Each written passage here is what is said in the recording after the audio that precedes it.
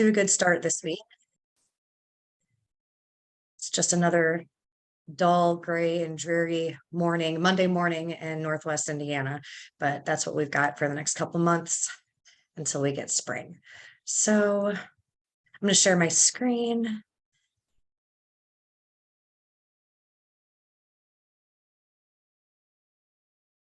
And here we go. Okay, so today we're talking about Unit 2, which is the job package or the career package. I think this is one of my favorite units. Actually, you guys, this is my favorite class to teach, first and foremost. Just English 420 is a really useful class, I think. And this unit in particular, if you're getting ready to graduate and you're about to hit the job market, or you're looking for internships, or you're even applying for something like, I know there's several jobs open at PNW that are only for students. So you really increase your odds by applying to jobs, where you fit like a unique qualification. So by the end of the unit, you should have like a bunch of materials ready to get the job or the internship that you want to have. That's my goal. I'll help you with whatever your unique situation might be. I've actually had students who were like right in the middle of actually applying for jobs or interviewing. If you're in a particular career moment right now and we can adapt the unit in some way to help you with the job that you're actually in the middle of working on getting, we'll do that. So just reach out to me via email if you have like a unique need that is relevant to your job or career internship, and we'll work more one-on-one instead of the more generalized version of the assignment. Okay, so you've got 4 main deliverables, and I'm pretty sure 4 weeks, or maybe it's 3 weeks. This unit is 3 weeks long. So you can work through each one, give yourself enough time to do that, and you'll have a really nice set of documents at the end. So the first group of items that's due actually just in a week. So I'm not sure what the day is, but Sunday, this upcoming Sunday, is your cover letter and resume. These are supposed to be targeted to a specific job ad. So if you are not currently job hunting, you can just find a job ad that represents something that you'd like to get, either once you do graduate or an internship that you'd maybe consider over the summer. So you're going to kind of make believe if you're not currently on the job market. If you are, make the assignment work for you and pick a job that you'll actually apply to. So to be clear, actually applying to something is not required for the unit, but having a job ad to model all of your documents around is required. So you're going to find that job ad. You need to include that when you submit your cover letter and resume. And I request that you submit the text of the job ad to me as like a Word doc or a PDF or a screenshot image. Don't send me the link to the job ad because they expire and it goes away, and then I can't tell if you've done a good job tailoring your documents to the job ad, which is really what this unit is teaching you. Obviously, you're going to be professional. We'll talk about what that means. Everything has to be error-free. That's just the way it is. You will be judged immediately if you've got any type of mistake on your resume or a cover letter. So there's no exception. You can't have a misplaced comma. Like, they've got to be perfect. The appropriate length, we'll talk about that. And then the second part of the unit is LinkedIn and your elevator pitch. So these are due. You have 1 week for each of them. When you think about your LinkedIn picture and how you're going to look on camera for the elevator pitch, you want to look professional, obviously, just like you were going to a job interview. Your LinkedIn profile should be well written, just like your resume and cover letter, and your spoken message in the elevator pitch should be, really, that's your true opportunity to sell who you are as a person, not on paper. It's very hard to get a feel for a person on paper. So how you do your elevator pitch can definitely, make or break whether or not you get an interview. And obviously you want everything to kind of contribute to a professional brand that you should be building. It's interesting for me. I've been teaching for like 8 years. And at the beginning, social media was not really a thing professionally. It was fun and everybody was doing it, but it had not evolved into what it is now, where there's a whole, there is no such thing really for those of you who are just getting into the job market. There's no such thing as not having a social media presence. That's actually not a good thing. Companies want to be able to find you and see that you are doing good things and that you're, a socially acceptable person. So that's a whole nother level to your job search that you have to think about what comes up in a Google search with my name. And we don't really talk about that too much in the unit. There's no assignment tied to it. But I want you guys to know that you do have to think about your professional brand that's present across social media. So some resumes, do's and don'ts. So this is really specific to the assignment that's due at the end of the week. These are best practices. These are things you want to do. It needs to be on one page. There are exceptions to that. If you are like a non-traditional student, you're a little bit older, you have a career behind you, talk to me about it. If you think your resume needs to be on more than one page, definitely email me so we can go through that. Don't just assume that you have the kind of background that warrants 2 pages, because not too many people do. Leave some white space, meaning to fit it on one page, you can't shrink everything down to font size 8 and fill it from wall to wall. It still has to be visually designed in a way that is appropriate for readers. Okay. Write a descriptive summary at the top. A lot of resume templates have the very old-fashioned objective statement that pretty much says, like, I am seeking to use my knowledge and skills and abilities to fulfill the role of human resources manager at a growing company, right? Just something really generic like that. Those are not a thing anymore. Don't use an objective statement. There should be nothing labeled objective statement, and what you write at the top. And I guess not all resumes require one. So this can be either you decide to skip it entirely, or you decide, yes, I want to try to sell myself in a little opening summary. And a good opening summary is going to sound, usually they're written like in the third person and they're using some adjectives. So for myself, if I was trying to get a teaching job, I might say, dynamic and passionate teacher who puts students first or something, blah, blah, blah. But I would use some words to describe myself, maybe 5 to 6 sentences to highlight whatever I think is the most important thing I want them to see. Because recruiters, studies show that they're looking at the top third of your resume. That's what they're going to look at to decide if they want to look at the rest. So the top third is super important. And that's where that summary piece would go. And you'll see that in the examples in the unit too. Use short 1-line bullets, right? We should not have bullets that are like 3 lines long. You're not writing full sentences. Get the point across in as few words as possible. Organize the content in your favor, which means whatever is the most impressive thing that you have, that goes up top. It could be your degree that you're close to getting, or a degree you already have. Maybe it's a relevant and impressive job or internship. Whatever it is, that's going to go first on your resume. There is no concrete rules about you have to start with your education, or you have to start even with your most recent job. This is where most people make a mistake. You can have a heading that says relevant work experience and highlight whatever is most impressive. And then underneath that, you'll have other work experience or other professional experience. And then you can do the whole chronological presentation of everything you've ever done. But don't let your relevant item get lost in a bunch of bullet points that your reader probably doesn't care about, other than establishing that you have a work history. You should include a link to your LinkedIn profile and a hyperlink. So that means that for the assignment, at the very least, you should have created, if you don't have a LinkedIn profile, you should create just a basic one. I want to be able to click on that link and get to your LinkedIn. If you haven't completed it yet, I don't care. I'm not grading LinkedIn. I'm grading if you have a hyperlink that allows people to get to your LinkedIn. And proofread, right? Just make sure you proof. Some good practices, and we'll go quickly through the rest. You should include your email address, phone number, and city, state at the top. You don't have to include your full address, like your house number and your street, or your zip code. Just city, state is sufficient. Use bolding to help your readers navigate, meaning you're going to choose to maybe either bold your positions if those are impressive, or the companies if those are what's impressive, or neither if you're not trying to call attention. But think about even if you choose a template, the templates themselves aren't always perfect. So see where you can use bolding to make the resume really easy to kind of skim through and get the main ideas. Cut any extra obvious information. That means that if you were a secretary at some point, secretaries typically answer phones and file things, right? It's kind of old fashioned, but it's a good example. Or if you worked fast food, you manage the cash register and you took orders. You don't need to put those things as bullet points. Everybody knows that if like if you're a doctor, people know what you do as a doctor. You don't include all the obvious, you just include the things that are unique to you.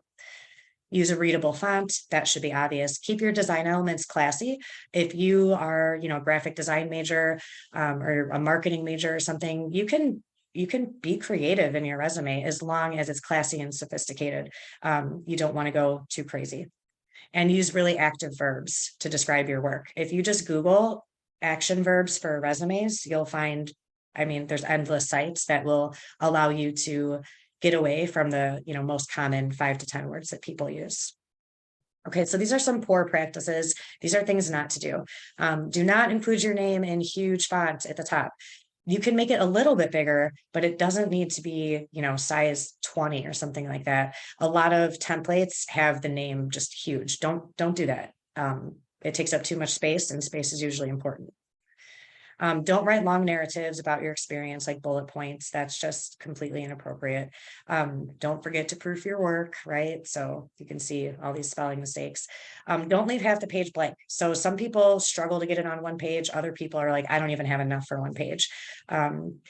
If you are the latter and you feel like you don't have enough, then email me and I can help you. I'll ask you some questions and see what we can possibly put onto the page to make it look like you have more experience than you do. And that could be dragging out your academic background. If you've been like a babysitter or something, or you've been a stay-at-home mom, we can get those things onto the resume. So email me if you have a unique situation like that.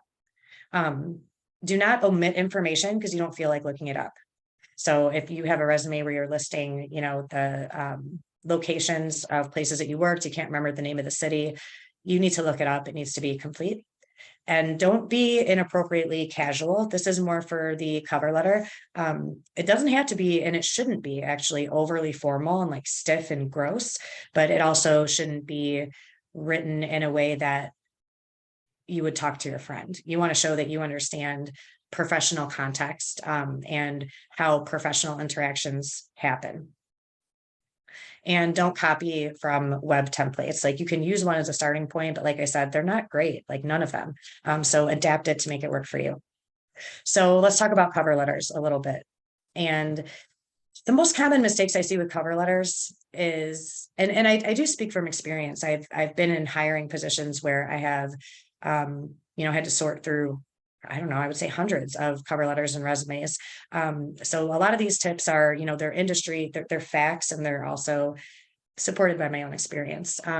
So again, the biggest mistake I see is where people just repeat their resume in their cover letter. So it just becomes several paragraphs of like, here's all my accomplishments, but the recruiter can already see all your accomplishments easily in your resume. So the cover letter serves a different purpose entirely. It's to show some of your personality, give insight to certain parts of your resume that you didn't have enough space to really elaborate on in the resume, right? So if there's something, let's say you worked on a research project or even an assignment for school that's super relevant to this position, use the cover letter to go ahead and include that narrative to give them more insight into one or two of your bullet points. And you can also really convey a lot of warmth and personality, like, hey, I'm a person you want to get to know. So use the cover letter as a tool, not as something you have to do, so you just regurgitate your resume. So the cover letter then, of course, the bullet points, it helps the reader get to know you. It highlights things that can't be explained on your resume, demonstrates your writing skills. Once again, it provides contact information. You should have your phone number at the very least, like underneath your name when you sign off.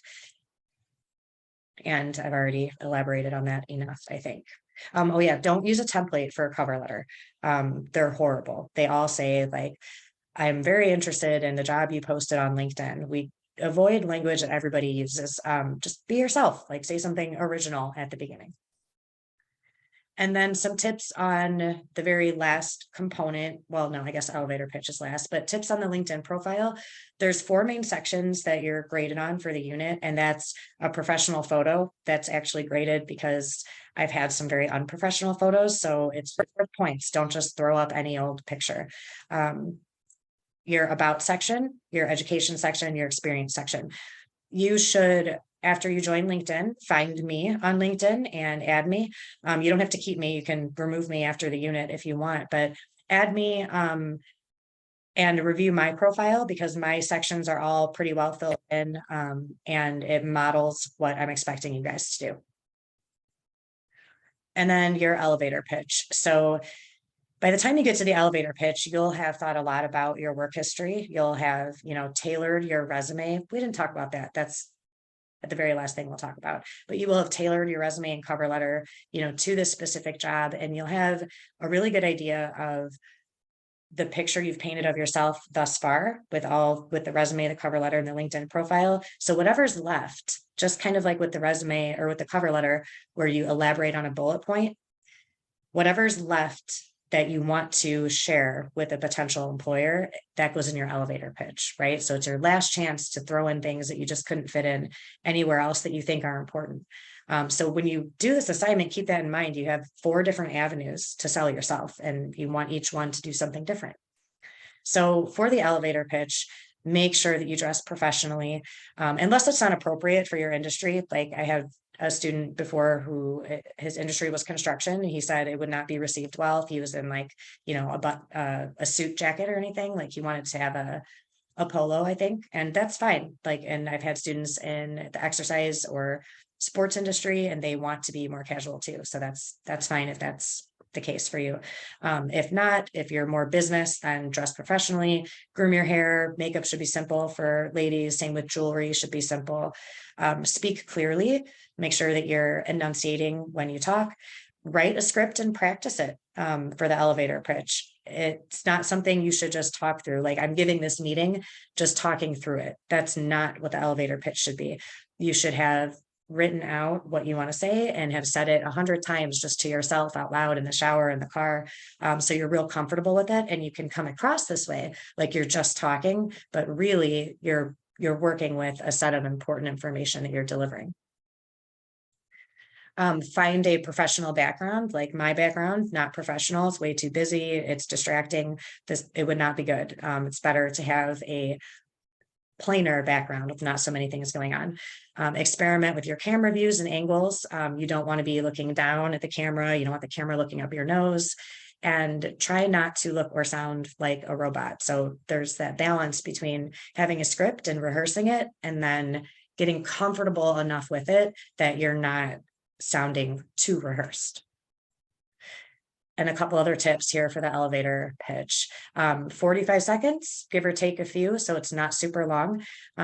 Start with your name, introduce yourself first. And then I think it's great this is how I structure them anyway.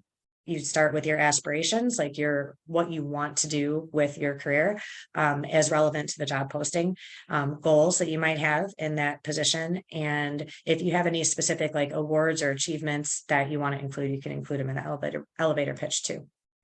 Don't repeat your resume. Do use your hands. Do dress professionally, consider your backdrop, and smile. You have to smile. If you don't smile, people don't want to meet you. That's the way it is. So if you're not a smiler, practice smiling. Set up a free Zoom meeting and look at yourself and practice being a friendly person who people want to engage with. And if you are creative for the elevator pitch, that's fine. Like if you're a creative person, you can totally go wild with this and do something that's super unique. I don't want any of you guys to think that you have to be limited in your approach to this, but you do have to be professional at the same time. Okay, so before we end, like I said, I realized that there was not a slide for tailoring your resume to the job ad, and this is a key component of the unit. So the best strategy for this, I'm actually going to give you like kind of a step-by-step, because I think that it can be really tricky to figure it out on your own. So when you find this job ad, let's say you print it out or you have it on screen, whatever, you want to read through it, and you want to highlight either with a physical highlighter or using whatever word processing software you're using. Highlight things that you think are really important to the job itself. So if you know it's a key skill that you absolutely have to have in order to be selected for an interview, because that's what you're doing here, right? You're just trying to get an interview. Highlight all of those, then highlight anything maybe in a different color, that connects directly with your resume, work experience, academic research, whatever it may be. So connections that you can make between those two things. And then what you'll do with your resume is try to use similar or the same words from the job ad in your resume in a way that's not obvious. So you don't want to copy a bullet point from the job description and slap that in your resume. That's over the top. But you want for the recruiter who has either written the job ad themselves or is looking at it to feel a parallel and the similarity with your resume. Like, wow, this resume really aligns with our job ad. They can see that just based on, your short, accessible bullet points. And you're going to craft it to meet that job ad specifically. So if you aren't sure how to do that, if you're struggling with it, you can email me, and just like with all the other assignments, you have the opportunity to turn in a draft and I'll take a look at it. I think the last point I want to make on resumes is please do not include a picture. That's very, very outdated. It still lives in certain industries, like doctors still include pictures on their CVs, but no one, I don't think in this class needs to do that. So please don't. And your due dates are listed here. They're just coming up Sunday after Sunday. I thought we had 3 weeks in here. Let me double check this, guys.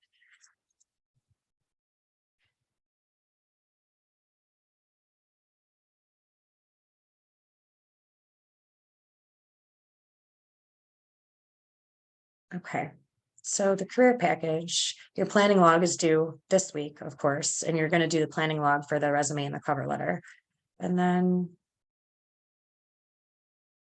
yeah, so your cover letter, resume, and job ad will come in Sunday, the 29th. And then, yeah, so you do have 2 weeks to do LinkedIn profile and elevator pitch. They're both due on the 14th. You could do one and turn it in, early, I guess, on the 7th, and then the elevator pitch on the 14th, or both on the 14th is fine. So you do have 2 weeks after the cover letter resume to work on LinkedIn and your elevator pitch. And that is all for us today. So I will stop sharing and come back to the meeting. If you have any questions, you can type them in. Or you can unmute and ask, but I'm going to answer this one first. So Jamie asked if the entire elevator pitch is 45 seconds. Yes. Yep. I'm okay with like a minute, maybe even a minute 15. But it shouldn't really be much longer than that. Any other questions I can answer for you guys?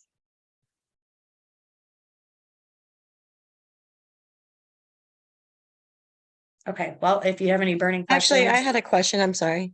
Sure, yeah. So in the elevator pitch, are we talking about like the specific job that we're wanting to interview for, or are we just talking about ourselves in general? Like, what's the goal of the elevator pitch? Well, so the assignment is crafted around having the elevator pitch connect with that job ad and the resume that you tailored and everything. But because I've had students ask this before, if you feel like you would benefit more from having a general elevator pitch, like just a great video of yourself, professionally introducing who you are, that you could use for multiple job ads, I'm okay with the more, I guess, generic version too. So if you did that, anyone is open to do that, and there wouldn't be a point deduction. Okay. Any other questions? Okay, well, if you have questions, shoot me an email, or, if you put something on the discussion board. I do read everybody's posts, and I will be getting you guys's, I think need to get weeks 2 and 3 done, and then we'll be pretty up to date with grading. So have a great week, everyone, and I will talk to you for our next meeting, which is like a month away. So take care till then. Will I be able to talk to you real quickly after everybody is gone? Like 5 minutes? Yeah, Okay. absolutely.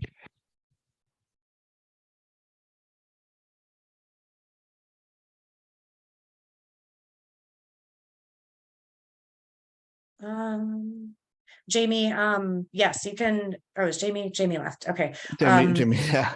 Okay, hold on 1 second, William, because I'm gonna respond to Jamie's. Oh, well, she already left. Okay, I'll just email her after. And let me stop the recording.